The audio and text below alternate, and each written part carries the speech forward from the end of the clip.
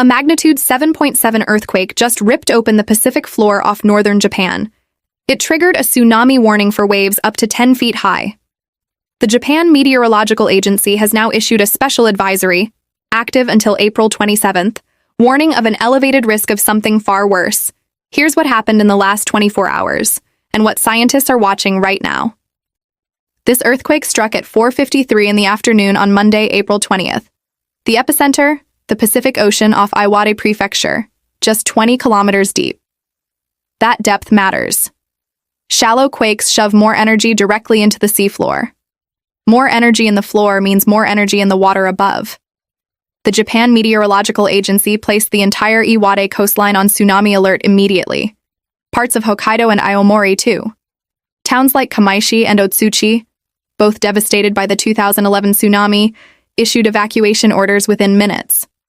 Sirens screamed across Ofunato. Residents ran for higher ground. The USGS recorded the quake at 7.4. Japan's JMA revised it upward to 7.7. That's not a rounding error. A 7.7 releases nearly twice the energy of a 7.4. And in Tokyo, 450 kilometers to the south, entire skyscrapers were still swaying. Let's go back to the moment it happened. 4:53 p.m., Monday, April 20th. Deep beneath the Pacific, the massive Pacific plate lurched forward. It shoved downward beneath the North American plate at the Japan Trench. The energy stored in that boundary for decades is released in seconds. The USGS calculated that the fault ruptured across an area roughly 70 kilometers by 65 kilometers. The maximum slip at the center, nearly 5 meters, 15 feet of sudden movement along a single fault plane. The shaking radiated outward fast. In Aomori Prefecture, the intensity hit a 7 on Japan's seismic scale, strong enough to make it nearly impossible to stand. In coastal Iwate, unreinforced structures cracked. In Akita Prefecture, long-period ground motion reached level 3, the kind that rolls heavy furniture across floors. Buildings trembled in Morioka, 60 kilometers inland. In Ofunato, car alarms triggered across every parking lot. And in Tokyo, 450 kilometers south, CNN's production team felt their building sway for nearly 7 minutes straight. The JMA tsunami warning went live almost instantly. 3 meters, 10 feet, a wall of water tall enough to swallow the ground floor of most buildings, enough to carry parked cars out to sea. People in grabbed their emergency bags and ran. In loudspeakers ordered immediate evacuation. These communities know exactly what a real tsunami looks like. They lived through 2011. They weren't waiting for a second warning. Bullet train services between Tokyo and Shinaomori halted immediately. 200 power outages knocked out electricity across multiple prefectures. Coastal highways closed. Ports went dark. In Aomori, 26 public buildings, schools, restaurants, local offices were confirmed damaged. And then, 2 hours after the quake, the first wave measurements came in. But here's where it gets strange. The waves were far smaller than predicted. At Kuji Port in Iwate, the highest reading, 80 centimeters, less than 3 feet. In Miyako, 40 centimeters. In Sendai, 30 centimeters. The coast was spared the worst, for now. The JMA downgraded the tsunami warning to an advisory. Eventually, they lifted it altogether. But officials did not stand down. 2 nuclear plants sat in the affected region. Fukushima Daiichi, Fukushima Daini. Workers were evacuated as a precaution. Tokyo Electric Power Company confirmed no abnormalities at Fukushima. Tohoku Electric confirmed the same at Onagawa and Higashidori to the north. But just the mention of those names did something to Japan. It reminded the entire country of what it nearly lost 15 years ago. A 9.0 earthquake. A tsunami that killed more than 18,500 people. A nuclear disaster that forced nearly 500,000 from their homes, thousands of whom have never returned. Earthquake scientist Wendy Bohan explained what comes next in plain terms.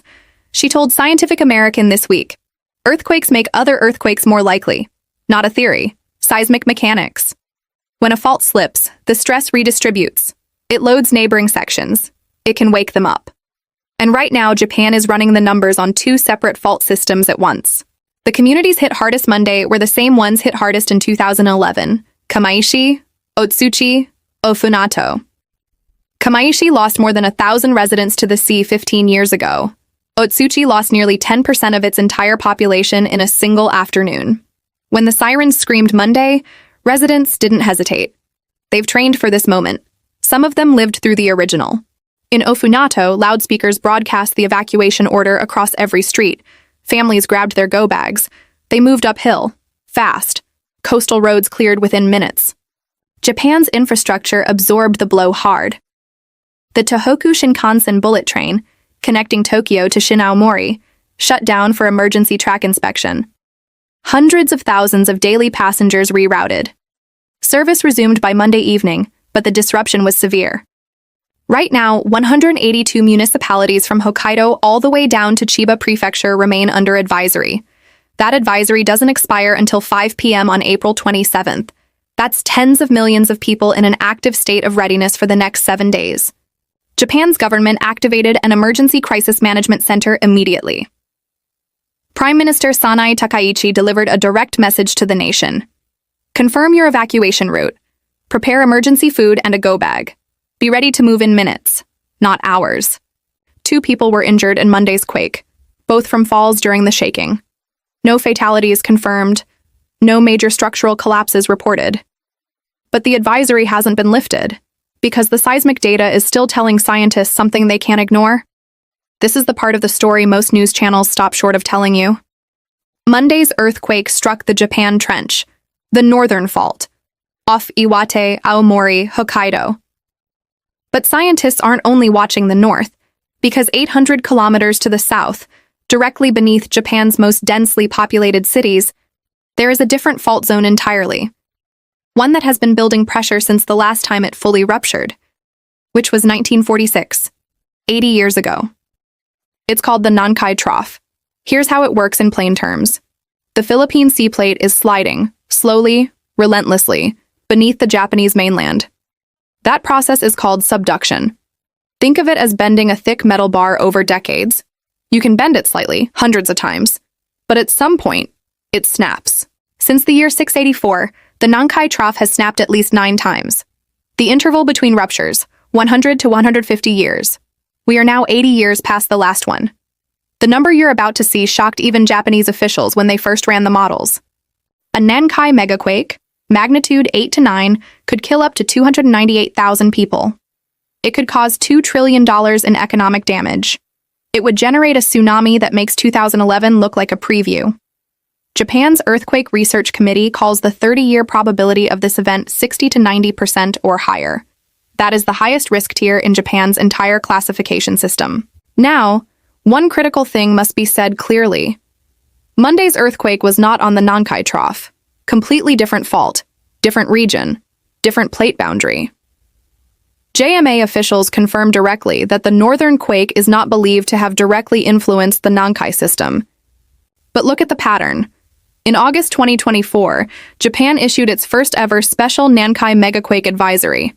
It triggered mass panic buying, hotel cancellations, economic disruption. The advisory expired after a week. No megaquake followed. Then in December 2025, another strong offshore tremor triggered a second advisory. The second advisory expired. And now, just 4 months later, Japan is shaking again. And earthquake scientist Amilcar Carrera-Cavalos put the broader risk in precise terms after Monday's quake. He told Scientific American, the elevated probability is still low in absolute terms, but it is 10 times higher than normal, which is significant from a risk management perspective. That same logic applies to the Nankai every single day, not sometimes, every day. The Nankai Trough is not a future problem, it is a present one. So what does the next 72 hours actually look like? The JMA advisory covers 182 municipalities and runs through April 27th. Officials are using precise language. This is not a prediction, but they are asking residents to behave as if preparation matters, immediately. 3 specific things to watch right now. First, the aftershocks. Multiple aftershocks above magnitude 5.0 have already struck since Monday's main event. The JMA confirmed 4 significant aftershocks by late Monday evening alone. Large aftershocks can re-trigger tsunami watches with no warning. If you are anywhere along the northeastern Japanese coastline this week, the JMA alert system needs to be open on your phone. Second, the nuclear facilities. Tokyo Electric Power confirmed no abnormalities at Fukushima Daiichi and Daini. Tohoku Electric confirmed clean readings at Onagawa and Higashidori. Radioactive material monitoring continues 24 hours a day at all 4 plants. Any change in status will be announced publicly and immediately. Third, the stress data. The JMA is running continuous seismic analysis of the Japan Trench Fault. Here's why this matters. Scientists knew this event was building. A foreshock sequence that began in November 2025 produced 162 earthquakes above magnitude 4.0 before Monday's main shock. 5 of those foreshocks exceeded magnitude 6.0. The JMA now has to determine whether the sequence is winding down or loading for something larger. Watch what happens next, because the next 96 hours of data will tell scientists more than the last 5 months of warnings. Now, the worst-case scenario. This is what Japan's government officially calculated, not speculation. If a magnitude 8.0 or stronger earthquake strikes the northern coast during this advisory window, the probability the JMA has placed at 1%, the resulting tsunami waves could be dramatically larger than Monday's 80-centimeter readings. Imperial College London's hydrodynamics expert Ioannis Karmpadakis said it directly. Even waves that don't look dramatic are dangerous. A tsunami doesn't need to be towering to kill. The real danger is fast-moving water, surging in, surging out, carrying debris, breaking bones, pulling people off land and into the sea. A meter-plus surge arrives with enough force to sweep adults off their feet. A 3-meter wave pushes ocean water through the ground floors of coastal buildings. The best-case scenario, and this is what most seismologists interviewed this week consider most likely, is simpler. Monday's 7.7 was the main shock. The aftershocks diminish. The stress redistributes quietly. The advisory expires April 27th with nothing further, and the northern coast returns to normal. But the Nankai Trough to the south, unchanged, unruptured, 80 years overdue, keeps building. 3 things to remember. A magnitude 7.7 earthquake struck off northern Japan on April 20th, 2026. The Japan Meteorological Agency issued a rare special advisory, a 1% chance of a magnitude 8.0 or larger follow-up, 10 times the normal background rate, lasting through April 27th. And the Nankai Trough, an 800-kilometer fault directly beneath Japan's most populated cities, sits at its highest risk classification in the modern era, with a 30-year rupture probability that scientists describe as a matter of when, not if. Japan has survived earthquakes that would have destroyed less prepared nations. Its systems, its training, its evacuation protocols, they work. But every major quake is a reminder that the Nankai clock doesn't stop. It hasn't stopped since 1946. If you want to stay ahead of what Earth is actually doing right now, subscribe.